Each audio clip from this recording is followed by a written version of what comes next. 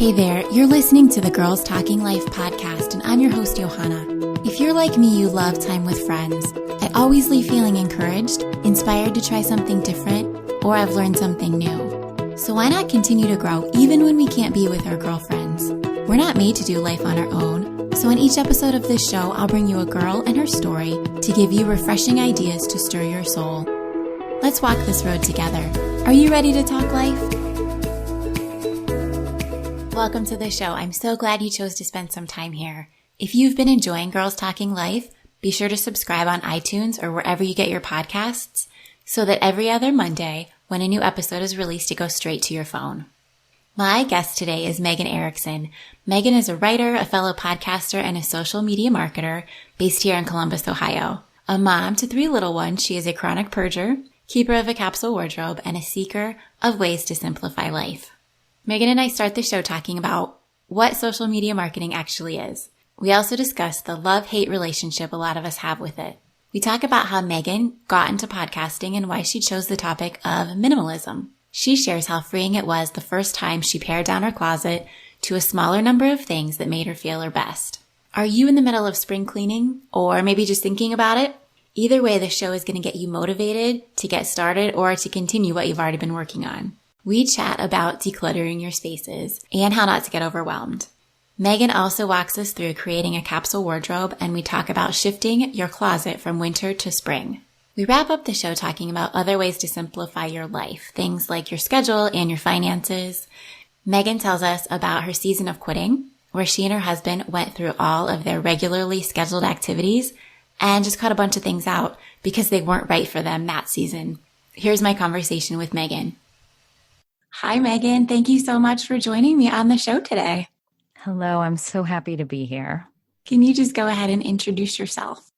Well, I am Megan Ericson, and I have 3 little ones. I'm a wife and mother in Central Ohio, and I am a writer, a podcaster, a social media marketer. I have my hands in a lot of creative things, and I just love it that way. So you and I met because you saw that I was podcasting, and we live in the same area, and we happen to know some people in common. So you reached out to me and we got together, and it was so fun to meet you and learn about all these creative things that you're doing. Yes, absolutely. I thought I saw all the people you were interviewing, and I thought, how do I not know this woman? Like, our circles of influence have just probably been turning around one another for the last several years. And so I thought, yes, absolutely. I have to meet this woman. And I felt immediately like we were kindred spirits. Like, why haven't we been together before? Absolutely. I felt that way too. So thank you for reaching out. Mm-hmm. So you are a social media marketer. Yes. What does that mean? Okay, I know that can be confusing. I don't think my mother still understands what I do because largely it's a made-up profession. I mean, this was not an option when I was in college. You know, social media, when I was graduating from college, there was only Facebook, and just barely. You still had to have a college email address to be on Facebook. If anybody remembers those days, Facebook started as a way to connect classes in colleges so that, they could see each other's profiles and make comments and what have you. And obviously it has expanded and grown tremendously from there. And there are so many other social media platforms right now.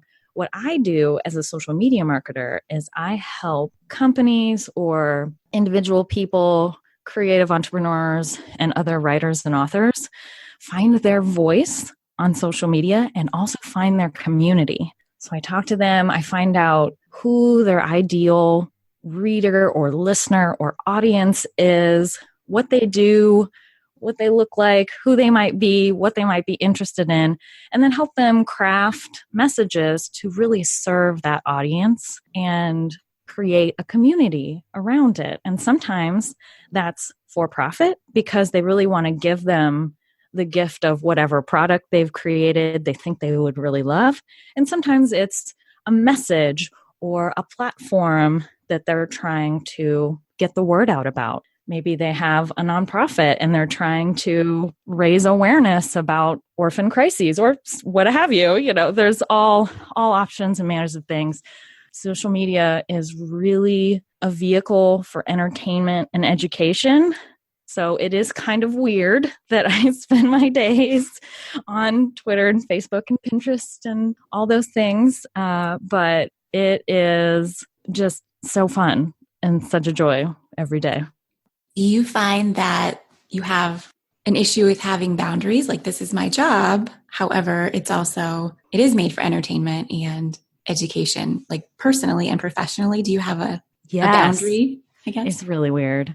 It is hard because my literal job is to be on here. However, you can get sucked in because literally that's what those platforms are designed for. They're designed to engage you and entertain you and keep you on that platform. So it does hold dual purpose, I will say, or meaning I struggle with both, like being sucked in and distracted. Because as soon as I open up the app or open it up on my desktop, I'm seeing my own personal things. Mm-hmm. I get trapped into there. But then on the other hand, it kind of ruins it for me sometimes because I'm like, I do not even want to be on here anymore or to look at this. I can't look at one more post because I've been on it so much. So I go back and forth. Even somebody who is paid to be on there can get tired of it sometimes. All right. One of your clients is Hope Writers, which I'm really excited about, and I've been learning more about. You actually get to be a speaker at a session at their conference coming up later this year. Yes. What kind of things will you discuss? Wow. Do you even know yet? I do know. I don't know exactly what I'm going to say, but I have the topic. So Hope Writers is a community of writers who want to get their message out into the world, whatever that is. And Hope Writers both dually supports them in finding a community that they can talk to and ask those, we like to say, ungoogleable questions, meaning things that you just Google away or you ask, nobody knows unless you're a writer or an author, you actually have been through that. So that's one part of it. But then the other part of it is just helping them, training them in ways that they can be a professional and make money at this thing that they really, really love. So those are dual purposes that we try to do at Hope Writers. And yes, I am speaking at their conference later this year in November, and I am really talking about social media without the overwhelm, how to be a person who wants to get a message out into the world, but then not also, just as I was saying, get sucked in. And it's a really strange thing. You're presenting yourself as the person, but then you're not. I don't know if that makes sense. Let me say that in a better way.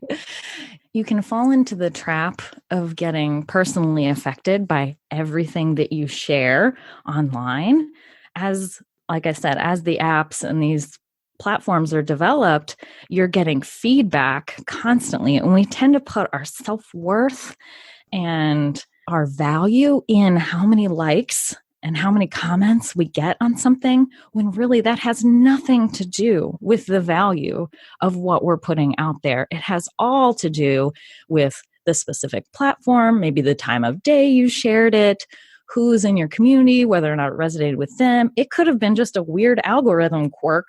And that's a crazy word that we all have to throw around, is the algorithm, because it's this mystical unicorn. Literally nobody knows, unless you are an actual engineer at like Facebook or Instagram or whatever. Nobody knows how it works and what it promotes and what it doesn't. So we like to fear it and put a lot of value in what the algorithm does and doesn't, and don't do these things because the algorithm doesn't like it, and do these things because the algorithm does, when really we have no idea.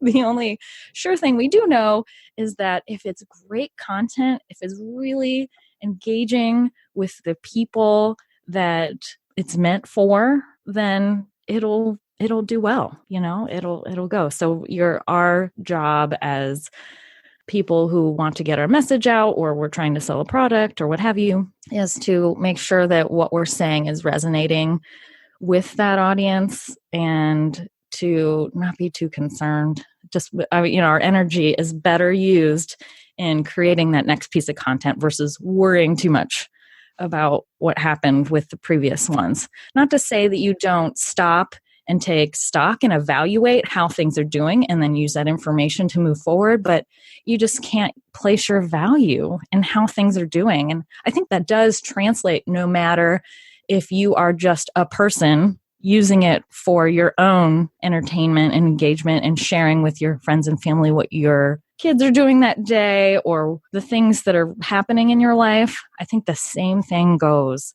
We can't be concerned with how many likes we got or what people's comments were. And it's a very strange and bizarre thing that it's not real, but it's the feelings and the emotions that it brings up are very real.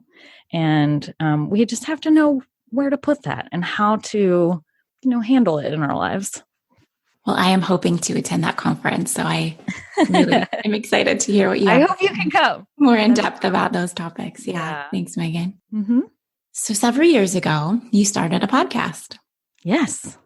How did you go about deciding what you wanted to talk about, and where did that idea come from for you? Yeah, well, a friend and I, Diane Bowden, started the Minimalist Moms podcast over 2 years now.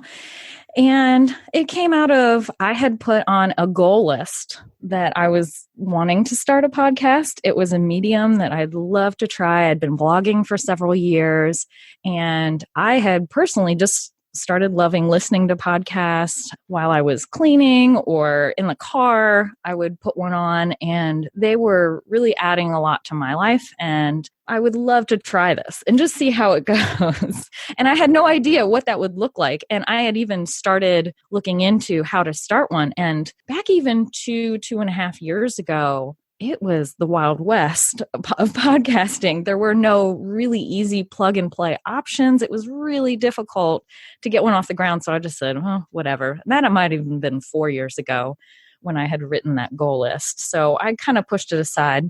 And then a woman that I met in MOPS, who's now become a friend, asked me if I would, and MOPS is mothers of preschoolers, if you guys aren't familiar with that, but we had babies at the time.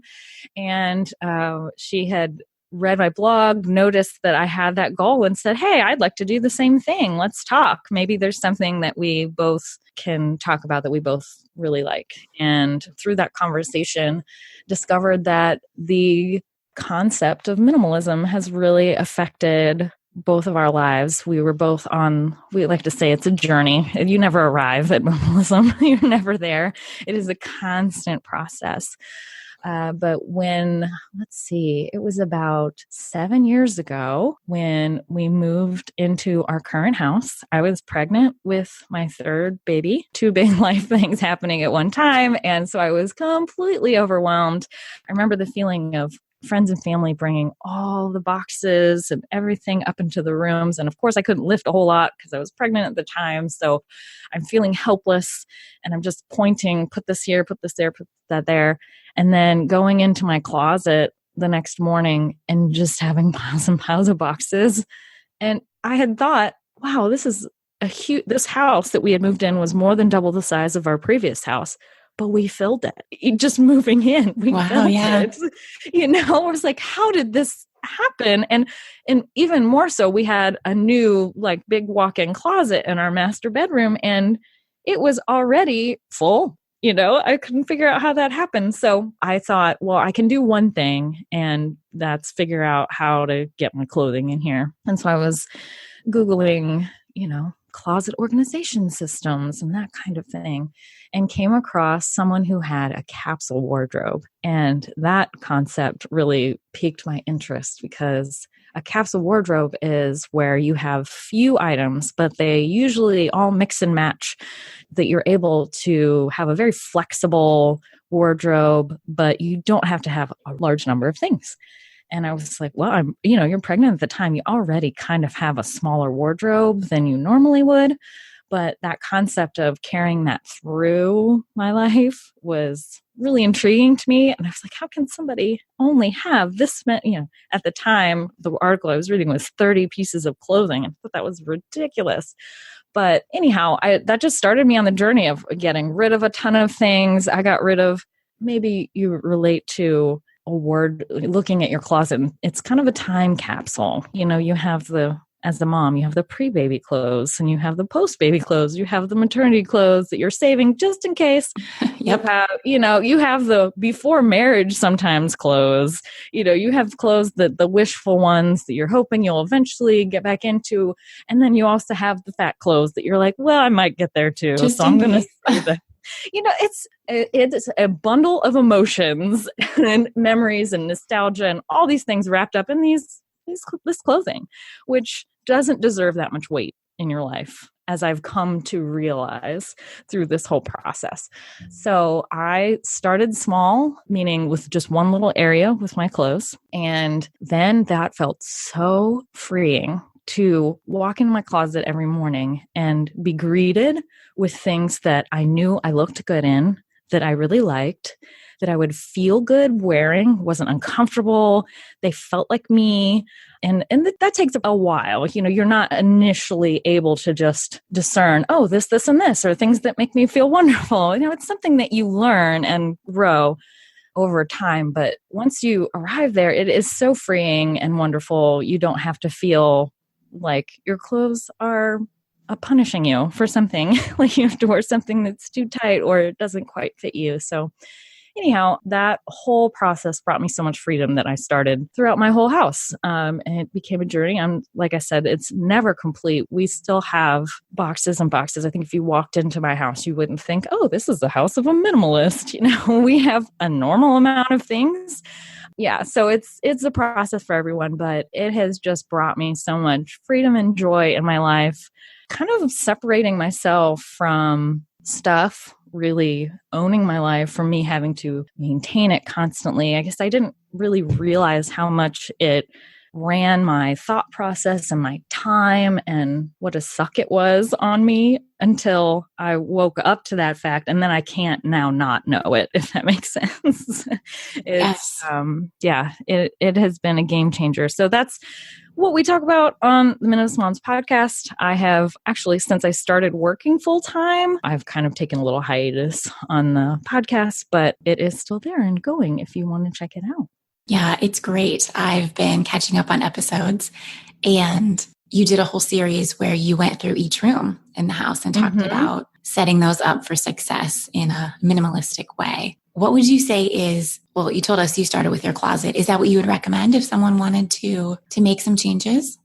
I would say, it doesn't have to be your closet. I know Con-Marie says to start with clothing. If you've watched Tidying Up on Netflix or read one of her books, that's where she suggests to start. But I think just start with one area or one thing, and it has to be yours though. That's why clothing is kind of the easiest place to start, because there's definitive, I own these are the clothes that I wear, versus if you're in a joint space, it's hard to make decisions on someone else's behalf. But maybe you have a sewing corner or a craft room or something like that. You could start there. Just something that's like a smaller, well-defined area, and something that doesn't have a huge emotional attachment. Like, don't start with pictures. Don't start with photos. Don't start with high school memories. Like, that's next level stuff. Okay. You could start with kitchen if you're the one that owns the kitchen and everything that's in there, but start small as well. Like one drawer, make it the goal. You don't have to go through all of it all at once. Now, if you have, if you get the momentum, go for it.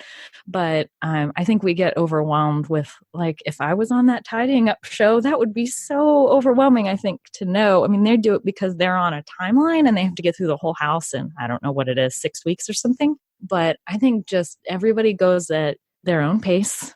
Don't feel like don't beat yourself up because you feel like it's taking too long, or this should be faster, or I should be able to get all this stuff done, or I should be able to part with this stuff. Everybody goes at their own pace. Like I said, we've placed a lot of value and emotion and nostalgia onto objects and they hold this weight in our lives. Through this process, you're kind of dealing with that as well. So you learn about yourself, and you learn how to make decisions, really. I mean, you're kind of honing in your decision-making process with each thing that you decide yay or nay. It's a lot of decisions. The purging doesn't obviously that, but when it comes down to it, that's what you're doing, is you're making millions and millions of decisions over and over. So as you get better at that, then it does go faster, and you'll be surprised with yourself on how easily things at the beginning, maybe you might even go back and be like, oh, I can get rid of this now. Like, I realize now. Yeah. I have a friend who has a box, literally she labels emotional detachment, and she'll put things in that box that she knows she probably should get rid of, but she's not ready. And she'll label it, put it like down in the basement for a month or some place where she's not there very often, and put a date on it, which is, it could be a month, it could be 3 months, whatever you want. And when she stumbles across that box again, if she doesn't remember what's in there, she gets rid of it. And if you haven't reached for those items for whatever that time period was, you probably don't need them, want them. Mm-hmm. Yeah. Mm-hmm. I would describe myself as a wannabe minimalist. I do go through things and get rid of things. And I think I'm better at doing it like in my kids' rooms or, right, in those spaces, a little easier than my own stuff, maybe. And my closet is one place that I really haven't tackled. Mm-hmm. I do have, kind of like your friend's box, I have a bin in there, and I stick things that are, out of season, but then also things I'm like, I didn't wear this at all last winter. Let's stick it in here. Like my mediation zone. I don't know what you call it. Intermediary.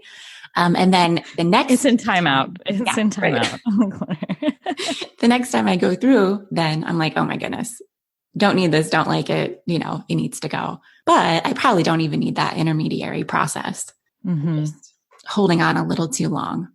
Which is okay. Like I said, everybody goes through their own process. And that's where we get into trouble as families. A lot of minimalists or people who write books about minimalism, a lot of them are single. And that's the other reason why we wanted to start this podcast, is to bring to light that moms and families have to deal with minimalism in a different way than a single person would, because you are autonomous. You can make all those decisions. But when you're sharing life with someone else or multiple people, it's not as easy, So we always say that you start with your own stuff and kind of lead by example, and obviously talk to your spouse or your kids about what you're doing, ask if they want to participate, but you can't force someone else, and even worse, get rid of their things without their knowledge. Yes. But the hope is that they'll see like, oh, wow, this really looks great. They'll feel better and feel maybe the freedom that it brings and want some of that themselves. So I'll tell you, my daughter, she's 11, and just watching an episode of Marie Kondo's Tidying Up, she went and she folded all of her clothes in her drawer, went through them. She's like, oh, these don't fit me anymore. I said nothing. I didn't put the thought in her head at all that she needed to do that, but she was inspired. So she went and did it, and it was fantastic. But hopefully, if you're doing that in your house and with your family, that will catch on. In my own kids' rooms, when we've done it, it has been, two of us. I don't do it without them. But that's something I always say is like, oh, doesn't it feel so much better? And isn't it nice that you don't have as much to get out, because then you don't have as much to put away? And my 8-year-old, I'm not sure that she feels that way. But yes, my 11-year-old is definitely like, yes, Mom, that's so much better. Yeah. And it's difficult with children because I feel like it depends on both the age and the personality. My youngest is definitely not ready to make decisions independently about toys, because all the toys, he wants all of them all the time. They're all great. There's no getting rid of anything. But my middle child, he's 8, and I was surprised. He was like, can you help me? Because we had told them to clean the rooms. Can you help me? I can't. It's just too much stuff. And I was like, okay, I can help you. And we went through the piles, and I'd hold it up and he'd say yay or nay.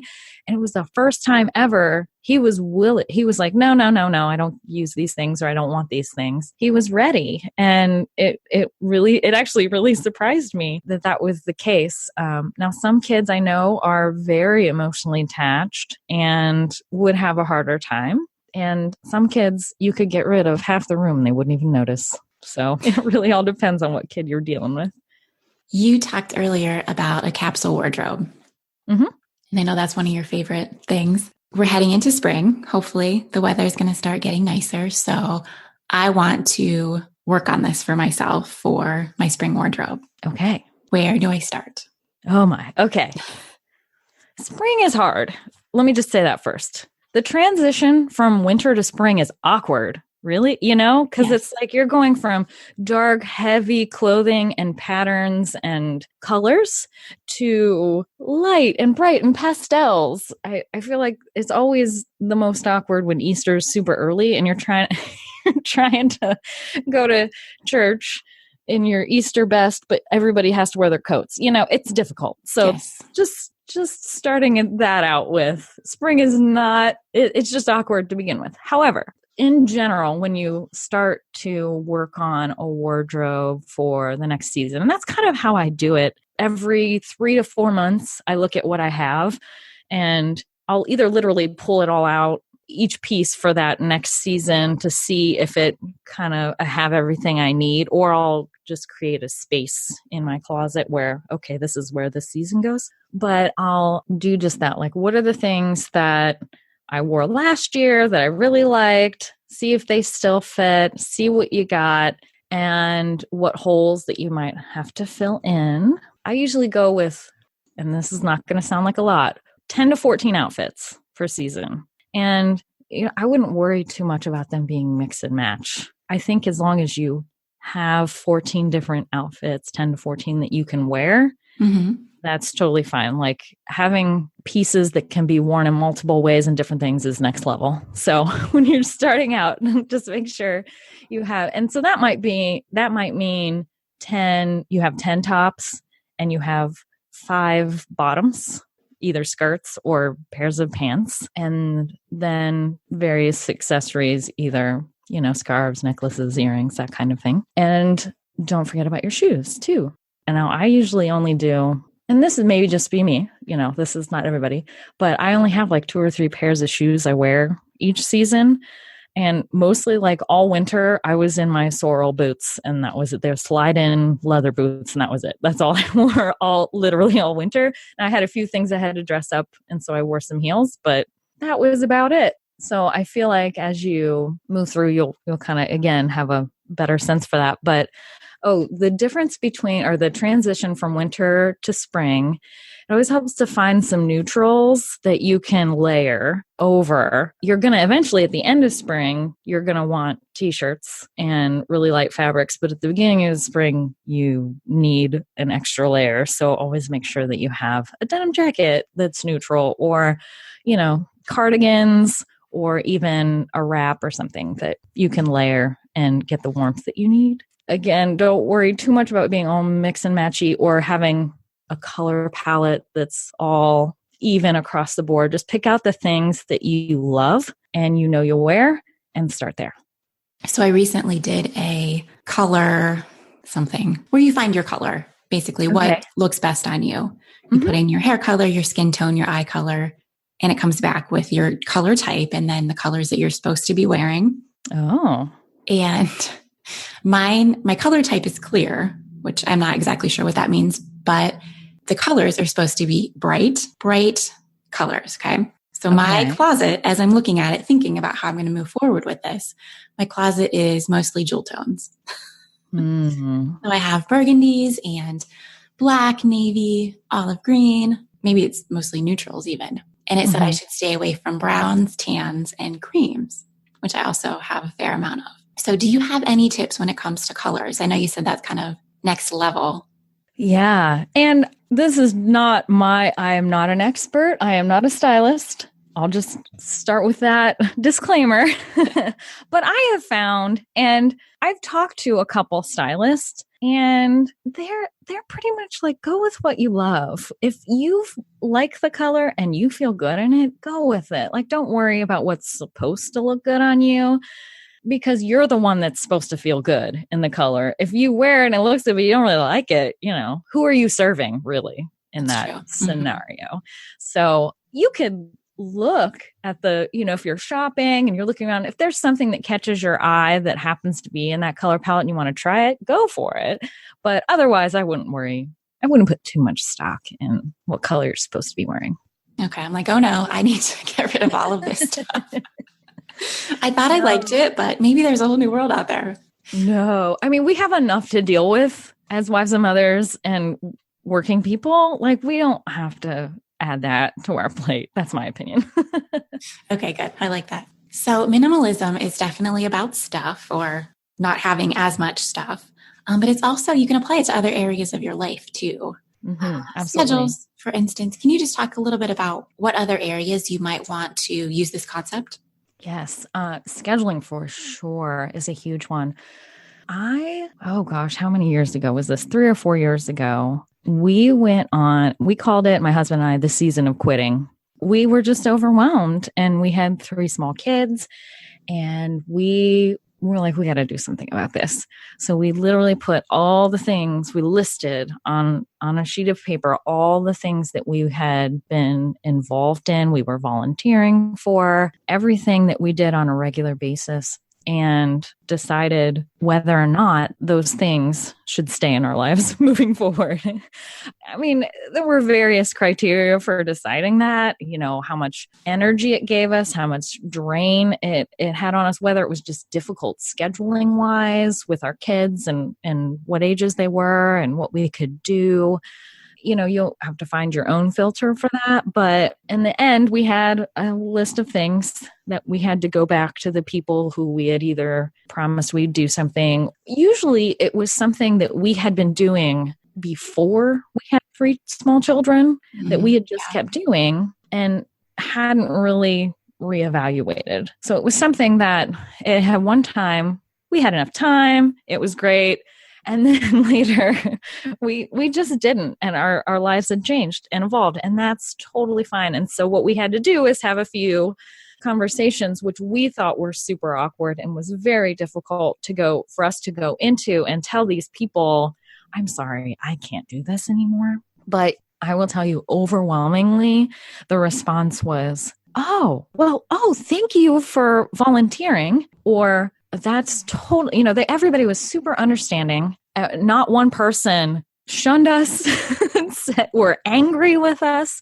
Most of them said they were surprised that we hadn't said this sooner. They were surprised we could handle it with what we were working with anyway. So it was, such a freeing process. And I have to say that we're on the verge of, we got to do that again. So again, it's a constant journey. Life changes. That's the only constant about life, is that it changes. So doing these kinds of mindfulness practices, I'll call it, where you're stopping and evaluating and looking at your life and where it stands currently and what's good and best and wholesome for you right now, and what will serve you for the future, is so healthy, and it feels so freeing and wonderful. It gives you that feeling of control, really, when a lot of times I think we feel like things are happening to us and are forced upon us, because there are many things we don't have choices about being wives and mothers, and you've got to care for these kids. There are things that are non-negotiable, but then there are a whole bunch of other things on top of that we make the choice to keep doing it. We don't necessarily have to do it any longer. It's not easy. It's definitely not easy. I'll never say that. But if you're willing to do the work to go through it and give up some things and create some space and some breathing room in your life, you'll feel so much better for it. Your podcast isn't necessarily faith-based, but you and I are both Christians. And yes. I was wondering if you think minimalism is a biblical practice. Mm-hmm. That is a good question. And I've thought a decent amount about that. I think that I have a friend who's also my spiritual director who said that Jesus was the ultimate minimalist. You could make a case for that. I think there's definitely, it's not inherently a Christian practice, but I think it's a tool in your toolbox, that can definitely enhance your life in that way. I feel like I've wandered from your initial question. Well, maybe let me ask it this way. Do you see faith benefits to practicing minimalism? I definitely see benefits in your spiritual life to putting minimalism into place because, like I said, it just helps you to evaluate what is important to you and put that at the forefront, to not to get swept away with everything that's going on around you and feel like you have to keep up or be, I guess, consumed with all the things even that are around you and consume your time and energy with maintaining them. That gives you maybe the space and freedom you didn't think you had to really focus on what I would think every Christian would say was the important part of life was advancing your spiritual practices, was spending time with God, was really figuring out what his will is for us in our lives. And that only comes from creating space and time for that reflection. And I'm not necessarily saying that that means that everybody has to sit down, make time to sit down and read their Bible a certain amount of time every day. Not that at all, but even just the mental space and clarity that it brings, freeing up your time and energy for things that don't really matter at all. If we think about it. I mean, just the time.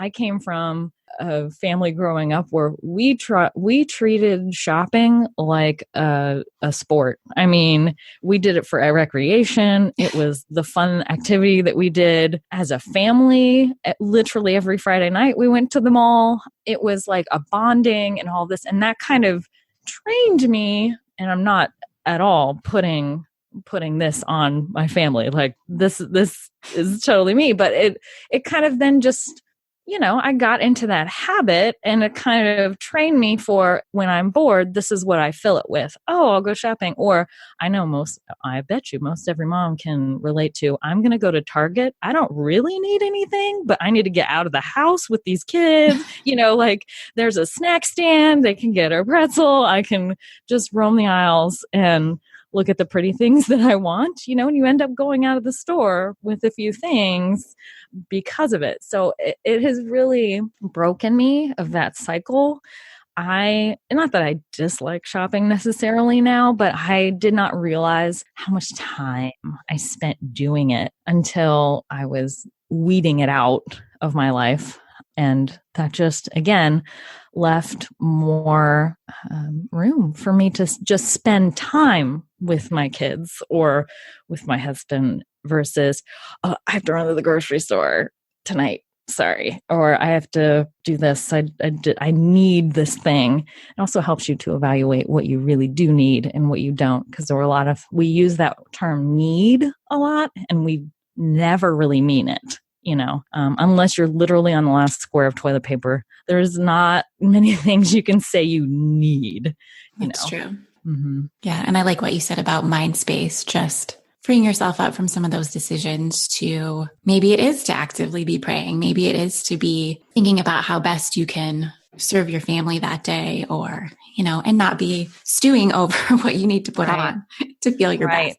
Exactly. And there's more to be said. Even you could look at your finances too in that way. If you're not shopping, if you're not putting value in things that you don't really need, you get a good boost to your bank account because you're saving a lot of more money there. And then you're able to use that money to to reflect your values, to what's most important to you. And I'm not necessarily saying that means you have to give it to a church or a charity or something, but maybe that means that you've really needed time with your husband to connect. And so then you're able to take a weekend away with him or something like that. It just really helps you to, we feel powerless and we feel for some reason like we need or have to have certain things because of the culture that we live in. We're, again, marketing, I know it's a double-edged sword. I'm a marketer, yet I talk about not buying things.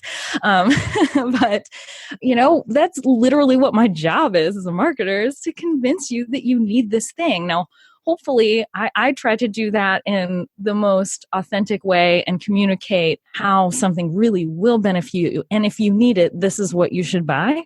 But on the other hand, most marketers aren't like that, and most marketing campaigns aren't like that. They're just trying to convince you to buy their soap over somebody else's soap, and they put it in a prettier package and add some more dollars to it or what have you. So anyhow. And it's our responsibility as adults to say, does this just look good for this moment in time for me, or is this something I actually could gain benefit from? So absolutely. Yeah. All right. I love that point about your finances too. That's so important. Megan, next I'm going to ask you about your favorite 5. What are 5 things you are wearing, using, eating right now that you want to tell us about? Okay. I tried not to make this list super nerdy, but it looks really nerdy to me. As I feel like, anyway, no judgment here, right? No judgment about how nerdy my list is. My number one top thing, and I know you've had a guest that said this as well, but the Enneagram. I am so into the Enneagram, and this has been for years. And if you're not familiar, if anyone's not familiar with it, it's a personality typing system, but I feel like it's so much more because it gets at your motivation for doing things, about how you think, act, and feel, and which order in which you do those things first, depending on your personality type. And it can really help us to figure out what those things are that are tripping us up in our spirits and in our hearts, what things that we are afraid of or shameful of that we may not even realize that is underneath the surface. And then it gives us freedom from ourselves so that we're then able to help others and seek where God's will is in our life, and to go toward that, and to know what our strengths are truly, and what type of person we are and what works best for us, and maybe make decisions based on that. So anyway, it has been the most influential thing, and this is no dramatic statement. I feel it's absolutely true. It has been the most influential thing in our marriage, and we are 15 years in, and there are things that we're realizing about one another through the study of the Enneagram that have been total game changers. And I feel like overall too, it just gives you not only so much insight about yourself, but gives you so much empathy for everyone else around you. Because even if you don't know what type of personality they are, they could be struggling with one of 8 other things. Mm-hmm. And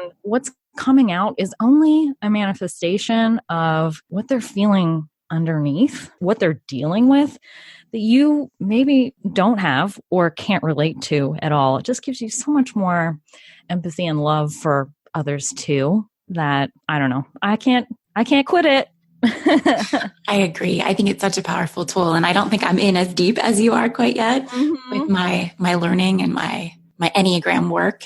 Mm-hmm. But I agree that it's a really powerful tool, and I am excited to get deeper into it. I think I have my husband's number figured out, and I'm still working on mine.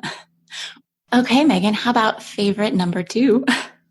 Okay, so this is another podcast called The Bible Binge. Are you familiar with this one? No, I don't think I know that one. Okay. So there's a podcast run by these same 2 hosts called The Popcast about pop culture, which is Knox McCoy and Jamie B. Golden.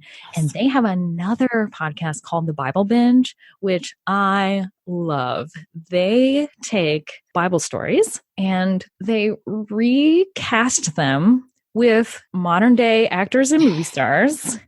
And so you can imagine these people in this situation, like you're imagining, I think they cast Mary as Viola Davis. So you're imagining, Viola Davis in a manger with baby Jesus, and I can't remember who they cast everybody else as, but it's a fantastic podcast. They give you so much, they read a ton of Bible commentaries, and they give you like culturally what was happening and why this story played out this way, as if it was a movie or a cinematic story. So you're learning from this. It's not just. Oh, totally. Okay. I'm like, wow, I never knew that. It is bringing to light Bible stories I have heard my entire life, and it's bringing to light things I never understood. And in a lot of cases, completely assumed the wrong thing. So that one's fantastic. And they're super funny. And it just, it's fun times. That's so good. Yeah. My next thing is a book, and this is a fiction book called The Clockmaker's Daughter by Kate Morton. I love historical fiction, and this is just so beautifully and masterfully written. It goes through 3 different time periods, 3 different generations, but you don't know. Like, it's kind of a mystery. Like, you don't know how this one connects to this one. And her writing, like I said, is so beautiful. And I feel like I learn about the human condition through reading a fiction book, which, I don't know, lights me up. So I absolutely loved it. Another one of my favorite things is an app called Day One. So if you have heard of the 5-year line a day journals, have you seen those? Where you write, it has 5 lines for the same day of the year, and each year you would fill them out. So by the time you went through 5 years, you would see on that same day in 5 different years what you were doing. Yes, I have heard of that. Mm-hmm. And so I've wanted to do that for several years, and I haven't even bought it because I just knew I wasn't going to be able to keep it up, even though it was only one line a day. And I'm a writer. Something else to do. Yeah. And I'm a writer. I write all the time. Like, I just knew that it wouldn't happen. But I found this app called Day One, and it reminds you every day to write in your journal, and it's electronic, which I'm much more apt to do it in an app than I am in a physical book, because I'll put it somewhere. I won't remember where, I don't know. I have my phone with me all the time anyway. And you can also include pictures if you want. You can just audio, you can narrate it if you want. Oh, neat. And then at the end, and you also see memories. So you can do the same thing you did with the 5-year one. And if at the end of the year or whenever, you can print books from it. So you could take your lines and your pictures and have like a family album automatically. That's so neat. I love that. Yeah. So I'm very excited about it. I started this year doing it. So hopefully, fingers crossed, I can keep up with it. So far, so good. I think 3 months in is pretty good. So yeah. I'm thinking I'll keep it up. Okay. 5th thing. This is something I'm wearing. As I've already said, I'm obsessed with capsule wardrobes. So this website, this is a mom-owned company called the Mom Capsule, and they are fantastic. Number one, all the clothing is mom friendly in that it is, I hate the word modest. I'm not going to use the word modest, but it's easy to wear. It is just like, it's not really low cut to where, kids are pulling on you and, you have to worry about it if you're bending over and doing whatever. But it's also, they're cut. There's nothing super form fitting. They're all very stylish clothing, all current trends, but they also sell them in capsules or outfits. So you could just buy a whole capsule and have your wardrobe for spring, or you could buy an outfit and it's usually an accessory and a top and a bottom, or maybe a sweater and a top and a scarf or something like that. And they're so affordable too. So I love everything about them. It's a mom-owned company. Their customer service is fantastic. So check them out. That sounds really great. Is it just an online? It's not a brick and mortar business. Yeah. Yes. Okay. Mm-hmm. That sounds great. I might need some help for my spring wardrobe. There you go. They'll help you out for sure. Okay. Well, speaking of capsule wardrobes again, you have a checklist on your website, which I got one for myself. If anyone is interested in maybe having that as a goal for their spring wardrobe, they could go to your website and download that as a free little download to get them started. Mm-hmm. Yes, absolutely. My blog has tumbleweeds going through it. It's not current, but yes, you could still get the checklist and check out the outfits and capsules I've done in the past. Okay. Well, Megan, thank you. This has been so fun to talk about and learn more about. And if you are interested in, just minimalism in general and you're a mom, you will love her podcast with her co-host, Diane. And I really just appreciate you coming on. It was so fun to spend some time with you. Thank you so much. Thank you for being here.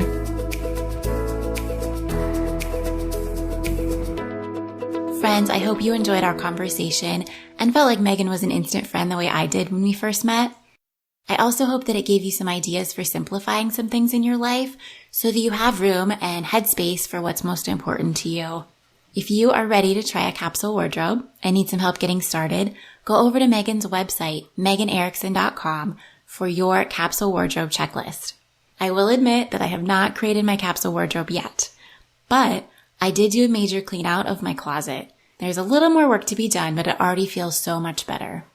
Everything we talked about today can be found in the show notes for today's episode on girlstalkinglife.com.